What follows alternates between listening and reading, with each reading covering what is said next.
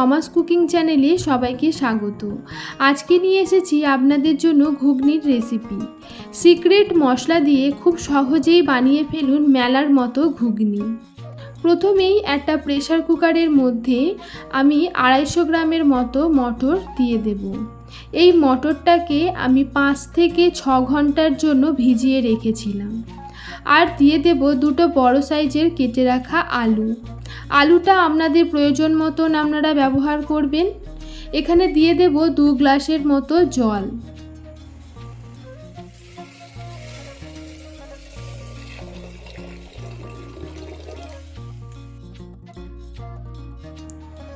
আর দেব কয়েকটা কাঁচা লঙ্কা, সামান্য পরিমাণে হলুদ গুঁড়ো, সামান্য পরিমাণে লবণ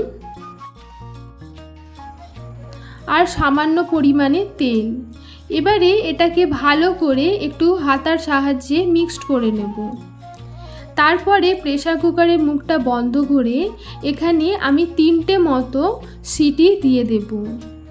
এবারে একটা কড়া গরম করে নেব। কড়ার মধ্যে আমি 3 চামচের মতো সর্ষের তেল ব্যবহার করলাম। আপনারা আপনাদের প্রয়োজন মতন তেল দেবেন, আর এটা অবশ্যই সর্ষের তেলেই রান্নাটা করবেন। দিয়ে দেব এখানে কেটে রাখা পেঁয়াজটাকে বেশ একটু লালচে লালচে করে ভেজে নেবেন।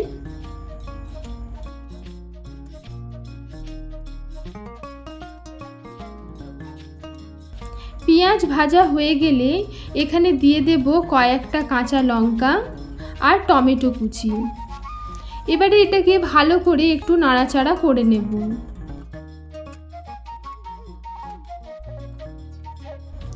দিয়ে দেব এর মধ্যে স্বাদ মতো লবণ, সামান্য পরিমাণে হলুদ গুঁড়ো, সামান্য পরিমাণে কাশ্মীরি লঙ্কা গুঁড়ো। আবারও এটাকে ভালো করে মিক্সড করে নেব। মিক্সড করা হয়ে গেলে এর মধ্যে দিয়ে দেব 1 চামচের মতো আদা বাটা আর 2 চামচের মতো রসুন বাটা। এবারে মশলাটাকে প্রায় 3-4 মিনিটের জন্য ভালো করে কষে নিতে হবে।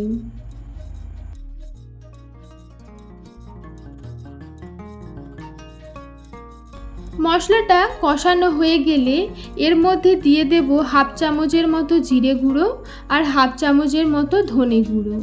আবারও এটাকে 1 থেকে 2 মিনিটের জন্য কষিয়ে নেব।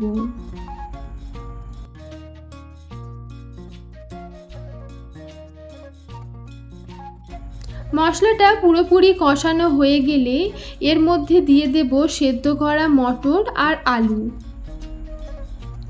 এবারে হাতার সাহায্যে ভালো করে এটাকে নাড়াচাড়া করে মিক্সড করে নেব। মিক্সড করা হয়ে গেলে এটাকে 3 থেকে 4 মিনিটের জন্য একটু ফুটতে দেব। একটু ঝোলটা ফুটে উঠলেই এর মধ্যে অ্যাড করব সিক্রেট মশলা। সেটা হলো হাতের কাছে থাকা যে কোনো চিকেন মশলা।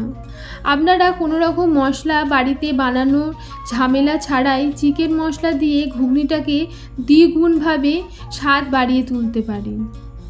এবারে ঝোলটাকে কিছুক্ষণের জন্য ফুটিয়ে নেব। এবারে এটাকে গরম গরম সার্ভ করুন।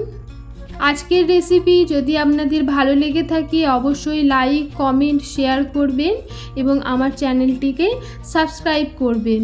থ্যাংক ইউ বন্ধুরা।